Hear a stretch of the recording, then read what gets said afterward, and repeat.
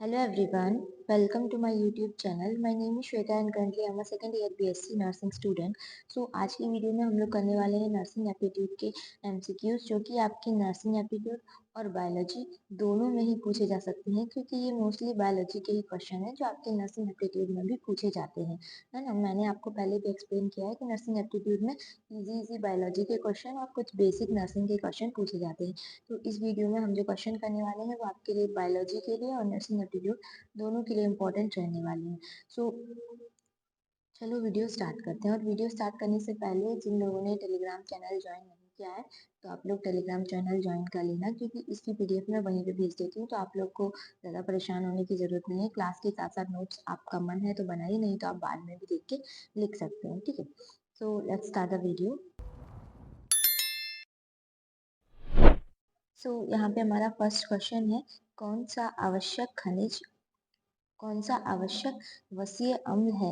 यानी कि हमसे यहाँ पे पूछा जा रहा है इसेंशियल फैटी एसिड. ठीक है, इसेंशियल फैटी एसिड के बारे में पूछा जा रहा है. तो ऑप्शन ए है आपका लेनोनिन, ऑप्शन बी है कोलेस्ट्रॉल, ऑप्शन सी है ट्राइग्लिसराइड एंड ऑप्शन डी है लिनोलेइक एसिड. तो यहाँ पे आपका इसेंशियल फैटी एसिड के लिए जो राइट आंसर होगा आवश्यक वसीय अम्ल के लिए, तो वो हो जाएगा ऑप्शन डी लिनोलेइक एसिड. आवश्यक वसीय अम्ल वो होते हैं जो हमारी बॉडी में प्रोड्यूस नहीं होते हैं, बनते नहीं हैं. इनको हमें बाहर से अपने फूड के थ्रू लेना होता है. फूड जो हम खाना खाते हैं उस खाने से हमें वो लेने होते हैं लिनोलेइक मतलब सॉरी फैटी एसिड, क्योंकि ये हमारी बॉडी में प्रोड्यूस नहीं होते, बनते नहीं है. ठीक है, नेक्स्ट है, 1 ग्राम फैट से कितनी कैलोरी मिलती है. 1 ग्राम फैट से 1 ग्राम वसा से आपको कितनी कैलोरी मिलती है. ऑप्शन ए है 4 कैलोरी, ऑप्शन बी है 6 कैलोरी, ऑप्शन सी है 8 कैलोरी एंड ऑप्शन डी है 9 कैलोरी. आपसे पूछा गया है कि 1 ग्राम फैट से, तो जो 1 ग्राम फैट से आपको कैलोरी मिलती है वो मिलती है 9 कैलोरी. मतलब अगर आप 1 ग्राम फैट खाएंगे तो उससे आपको 9 कैलोरी ऊर्जा प्राप्त होगी. ठीक है, नेक्स्ट है आपका, सबसे ज्यादा ऊर्जा भोजन के किस हिस्से से मिलती है. मतलब सबसे ज्यादा आपको ऊर्जा जो है खाने के किस हिस्से से मिलती है. जैसे कि आपका ऑप्शन ए है कार्बोहाइड्रेट, ऑप्शन बी है फैट, ऑप्शन सी है शर्करा एंड ऑप्शन डी है प्रोटीन. तो सबसे ज्यादा आपको ऊर्जा, सबसे ज्यादा जो एनर्जी मिलती है वो मिलती है फैट से. यहाँ पे जो आपका राइट आंसर होगा वो होगा ऑप्शन बी फैट. यानी कि वसा, जैसे आप जंक फूड खाते हैं तो एकदम तुरंत एनर्जी मिलती है. तो आपके जितने भी जंक फूड है उसमें मोस्टली क्या होता है, फैट होता है, और वो थोड़े ही टाइम के लिए होती है. जैसे ही आप कंज्यूम करेंगे आपको लगेगा बहुत ज्यादा एनर्जेटिक है, उसके बाद वो थोड़ी देर बाद उस मेटाबोलाइज हो जाती है हमारी बॉडी में जल्दी ही. तो इसलिए हमें फैट से जो है सबसे ज्यादा ऊर्जा मिलती है, सबसे ज्यादा एनर्जी मिलती है. नेक्स्ट क्वेश्चन है आपका, पाश्चुराइजेशन में अधिक तापमान तथा कम समय के लिए प्रयोग किया जाता है, तब इसमें दूध का तापमान होगा. मतलब जो एक पाश्चुराइजेशन आपको पता है प्रोसेस है, इसमें मिल्क को प्योरीफाई किया जाता है. मिल्क को मतलब यहाँ पे मिल्क में जितने भी बैक्टीरियाज होते हैं उनको मार दिया जाता है. कैसे, एकदम से सडन वो एकदम हाई टेम्परेचर बहुत ही कम टाइम के लिए देते हैं जिससे मिल्क में जितने भी बैक्टीरियाज होते हैं वो डेड हो जाते हैं और हम मिल्क को ज़्यादा टाइम तक स्टोर कर सकते हैं. और पाश्चराइजेशन एक प्रोसेस है जिसमें हम दूध का पाश्चराइजेशन करते हैं, और ये हमें साइंटिस्ट थे पाश्चर, उन्होंने ये डेवलप करी थी. तो यहाँ पे पूछा गया है कि दूध का तापमान कितना होगा. ऑप्शन ए है 72 डिग्री सेंटीग्रेड और 15 सेकेंड, ऑप्शन बी है 62 degree centigrade 50 second, option C है 72 degree centigrade 30 minute and option D है 62 डिग्री सेंटीग्रेड और 30 मिनट. तो यहाँ पे अगर हम पाश्चराइजेशन करेंगे दूध का तो वहाँ पे दूध का तापमान कितना होगा, तो दूध का तापमान होगा उस समय पे 72 डिग्री सेंटीग्रेड, और हम ये कितनी देर के लिए लेते हैं, 15 सेकेंड के लिए. ठीक है, नेक्स्ट है आपका, मानव उत्सर्जी तंत्र में उत्सर्जी इकाई है. मतलब जो ह्यूमन एक्सक्रीटरी सिस्टम है तो उसमें आपकी बेसिक यूनिट क्या है. ऑप्शन ए है नेफ्रॉन, ऑप्शन बी है न्यूरॉन, ऑप्शन सी है नेफ्रीडिया एंड ऑप्शन डी है किडनीन. तो जो बेसिक यूनिट होती है हमारे एक्सक्रीटरी सिस्टम की वो होती है नेफ्रॉन. और ये कहाँ होती है, तो ये आपकी किडनी में होती है. किडनी की बेसिक यूनिट भी बोलते हैं नेफ्रॉन को. ठीक है, और ये बेसिक यूनिट जो होती है ह्यूमन एक्सक्रीटरी सिस्टम की। ठीक है, नेक्स्ट है आपका, निम्न में से कौन सा पोषक पदार्थ ऊर्जा प्रदान करता है? निम्न में से कौन सा पोषक पदार्थ ऊर्जा प्रदान करता है? ऑप्शन ए है जिंक, ऑप्शन बी है विटामिन डी, ऑप्शन सी है आपका vitamin A and option D है आपका वसा।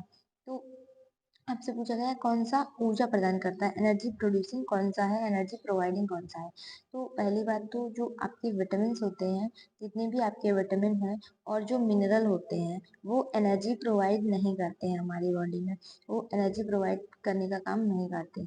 एनर्जी प्रोवाइड कौन करते हैं? आपके फैट्स हो गए, कार्बोहाइड्रेट्स हो गए, ये आपको एनर्जी प्रोवाइड करते हैं। ठीक है, जो आपका राइट आंसर होगा वो होगा वसा, क्योंकि जिंक जो है वो आपका मिनरल है, vitamin A vitamin D vitamin है और इनसे हमें एनर्जी मिलती नहीं है। ठीक है, नेक्स्ट क्वेश्चन है आपका, साधारण लिपिड का उदाहरण है। सिंपल लिपिड का एग्जाम्पल कौन सा है यहाँ पे? ऑप्शन ए है ट्राइग्लिसराइड, ऑप्शन बी है सिपेलिन, ऑप्शन सी है वसीय अम्ल एंड ऑप्शन डी है लेसिथिन। तो आपसे पूछा गया है कि साधारण लिपिड का उदाहरण क्या है, एग्जाम्पल पूछा गया है सिंपल लिपिड का। तो जो सिंपल लिपिड यहाँ पे आपके जितने भी ऑप्शंस दिख रहे हैं उनमें से कौन सा है? ट्राइग्लिसराइड। ऑप्शन ए जो है वो आपका सिंपल लिपिड का एग्जाम्पल है। नेक्स्ट क्वेश्चन है, प्रोटीन की बेसिक संरचनात्मक इकाई क्या है? तो प्रोटीन की बेसिक संरचनात्मक इकाई पूछी गई हमसे। ऑप्शन ए है ग्लूकोज, ऑप्शन बी है ग्लिसरॉल, ऑप्शन सी है अमीनो अम्ल एंड ऑप्शन डी है वसीय अम्ल। तो बेसिक आपसे स्ट्रक्चरल यूनिट पूछी जाए, संरचनात्मक इकाई पूछी जाए, तो उसका मतलब होता है कि अगर कोई चीज बनी हुई है तो वो किस चीज से मिलके बनी हुई है। जैसे प्रोटीन है तो वो किस चीज से, उसका बेसिक यूनिट क्या है, वो किस चीज से मिलके बनी हुई है। ठीक है, तो यहाँ पे अगर हम प्रोटीन की बात करें तो उसकी बेसिक जो यूनिट होती है वो होती है अमीनो अम्ल। ऑप्शन जो सी है वो आपका राइट आंसर होगा। नेक्स्ट क्वेश्चन है, प्रोटीन का अंतिम उत्पाद क्या है? ऑप्शन ए है ट्राइग्लिसराइड, ऑप्शन बी है ग्लूकोज, ऑप्शन सी है अमीनो अम्ल एंड ऑप्शन डी है फ्रक्टोज। तो आपसे पूछा गया है अंतिम उत्पाद यानी कि जो लास्ट मेटाबॉलिज्म होके प्रोटीन से बनेगा वो क्या बनेगा। तो जैसे कि आपको पता है प्रोटीन की बेसिक यूनिट क्या है? अमीनो अम्ल। तो जब प्रोटीन को तोड़ा जाएगा, बहुत ज्यादा तोड़ा जाएगा, तो लास्ट में बनेगा क्या? अमीनो अम्ल। तो यहाँ पे जो आपका राइट आंसर होगा वो होगा ऑप्शन सी अमीनो अम्ल। नेक्स्ट क्वेश्चन है आपका, दिए हुए में से कौन सा आवश्यक अमीनो अम्ल नहीं है? आवश्यक अमीनो अम्ल मतलब इसेंशियल फैटी एसिड नहीं है। तो सॉरी, इसेंशियल अमीनो एसिड नहीं है। ऑप्शन ए है थ्रियोनिन, ऑप्शन बी है आर्जिनिन, ऑप्शन सी है एलिनिन एंड ऑप्शन डी है ट्रिप्टोफेन। तो यहाँ पे जो आपका राइट आंसर होगा, क्योंकि आपसे पूछा गया है आवश्यक अमीनो अम्ल नहीं है यानी कि नॉन इसेंशियल फैटी एसिड, तो इसके लिए आपका जो राइट आंसर होगा वो होगा ऑप्शन सी। और अमीनो अम्ल जो होते हैं, आवश्यक जो होते हैं वो हमें खाने से लेने होते हैं, और जो आवश्यक नहीं है, नॉन इसेंशियल है, वो हमारी बॉडी खुद बनाती है, इसलिए हम इनको नॉन इसेंशियल बोलते हैं। और जो इसेंशियल होते हैं वो हमें अपने खाने से लेने होते हैं, बाहर से लेने होते हैं, हमारी बॉडी में प्रोड्यूस नहीं होते हैं। नेक्स्ट क्वेश्चन है आपका, रक्तदाब को किसमें मापा जाता है?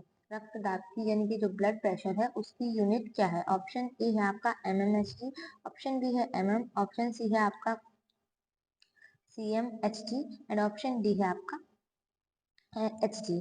तो यहाँ पे आपसे पूछा गया है रक्तदाब, तो इसकी यूनिट क्या होती है? अगर हम ब्लड प्रेशर को मेजर करते हैं, मापते हैं, तो किसमें मापते हैं? हम mmHg में। ठीक है, नेक्स्ट क्वेश्चन है आपका, आवश्यक अम्लों को आवश्यक कहा जाता है क्योंकि जो इसेंशियल एसिड है तो उनको इसेंशियल क्यों कहा जाता है? अभी मैंने आपको बताया था, एक बार पहले ऑप्शन देख लेते हैं। जीवन के लिए आवश्यक है, शरीर में नहीं बनते हैं, शरीर में बनते हैं, सभी प्रकार के खाद्य पदार्थों में पाए जाते हैं। तो जो इसेंशियल एसिड है उनको इसेंशियल क्यों कहा जाता है? क्योंकि ये हमारी बॉडी में नहीं बनते हैं और ये हमें बाहर से लेने होते हैं। तो आपका जो राइट आंसर होगा वो होगा ऑप्शन बी। नेक्स्ट क्वेश्चन है यहाँ पे, हमारे शरीर में प्रोटीन की आवश्यकता क्यों होती है? हमारी बॉडी को प्रोटीन की आवश्यकता क्यों होती है? ऐसी क्या जरूरत होती है बॉडी को कि अगर प्रोटीन नहीं मिलेगी तो क्या प्रॉब्लम होगी? ऑप्शन ए है आपका वजन कम करने के लिए, ऑप्शन बी है कैल्शियम के अवशोषण के लिए, ऑप्शन डी है सॉरी सी है या ए गलत लिख दिया, ऑप्शन सी है ऊतकों की मरम्मत करने के लिए और ऑप्शन डी है स्टीरॉयड हार्मोन के संश्लेषण के लिए। तो जो प्रोटीन हमारी बॉडी में नेसेसरी होती है वो होती है जो टिश्यूज होते हैं उनके मेंटेनेंस के लिए, उनके ऊतकों की मरम्मत के लिए। तो ऑप्शन बी जो है आपका राइट आंसर हो जाएगा। नेक्स्ट क्वेश्चन है, 1 ग्राम प्रोटीन से कितनी ऊर्जा प्राप्त होती है? तो अभी यहाँ पे पूछा जा रहा है आपसे 1 ग्राम प्रोटीन के लिए। 1 ग्राम इससे पहले एक क्वेश्चन था कि 1 ग्राम फैट से आपको कितनी एनर्जी मिलती है? तो यहाँ पे आपसे पूछा जा रहा है 1 ग्राम प्रोटीन से कितनी? ऑप्शन ए है 10 कैलोरी, ऑप्शन बी है 4 कैलोरी, ऑप्शन सी है 6, ऑप्शन डी है 8 कैलोरी। तो अगर हम प्रोटीन की बात करें तो 1 ग्राम प्रोटीन से हमें 4 कैलोरी ऊर्जा मिलती है, 4 कैलोरी मिलती है, ठीक है। नेक्स्ट है आपका 1 ग्राम कार्बोहाइड्रेट से कितनी ऊर्जा प्राप्त होती है? तो अब यहाँ पे पूछा जा रहा है कार्बोहाइड्रेट। ऑप्शन ए है 4 कैलोरी, ऑप्शन बी है 6 कैलोरी, ऑप्शन सी है 9 कैलोरी और ऑप्शन डी है 7 कैलोरी। तो अगर बात करी जाए कार्बोहाइड्रेट की तो उससे भी आपको कितनी 4 कैलोरी ऊर्जा प्राप्त होती है। नेक्स्ट क्वेश्चन है सब्जी को धुलने से कौन सा पोषक तत्व निकल जाता है? ऑप्शन ए है विटामिन, ऑप्शन बी है प्रोटीन, ऑप्शन सी है खनिज एंड ऑप्शन डी है कार्बोहाइड्रेट। तो आपसे पूछा जा रहा है कि कौन सा खनिज तत्व तो अगर हम सब्जी को धुलेंगे तो निकल जाएगा। तो इसके लिए जो आपका राइट आंसर होगा वो होगा विटामिन। हालांकि जो विटामिन होते हैं सारे विटामिन आपकी सब्जी को धोने से नहीं निकलते हैं। जो वाटर सॉल्युबल विटामिन है, जो आपके WBC यानी कि BC है water soluble vitamin, vitamin D और सी, ये निकल जाते हैं अगर हम सब्जी को धो देंगे तो। बाकी जो आपकी विटामिन है ए डी ई के जो आपकी विटामिन है KEDA, तो ये नहीं निकलती है। बस आपकी जो वाटर सॉल्युबल विटामिन होती है वो निकल जाते हैं, ठीक है। तो और प्रोटीन और खनिज जो है आपका कार्बोहाइड्रेट, इनमें से कुछ किसी चीज का लॉस नहीं होता है। तो यहाँ पे जो हमारा राइट आंसर होगा वो होगा विटामिन। सो आज की वीडियो में इतने ही क्वेश्चंस थे। आई होप ये आपको समझ में आए होंगे और ये क्वेश्चंस जो है मैंने आपको अभी पहले ही बताया था वीडियो के स्टार्टिंग में कि आपके ये बायोलॉजी में भी पूछे जा सकते हैं और नर्सिंग एप्टीट्यूड में भी पूछे जा सकते हैं। तो दोनों के लिए ही ये क्वेश्चन इंपॉर्टेंट है। आप लोग जैसे पढ़ लेना, एक बार लिख भी लेना। इसकी PDF मैं अभी टेलीग्राम पे सेंड कर दूंगी थोड़ी देर में, तो आप लोग वहां से चेक कर सकते हैं। बाकी वीडियो हेल्पफुल लगा हो तो एक कमेंट कर दीजिएगा। बाकी आज की वीडियो के लिए इतना ही, मिलते हैं नेक्स्ट वीडियो में, बाय बाय।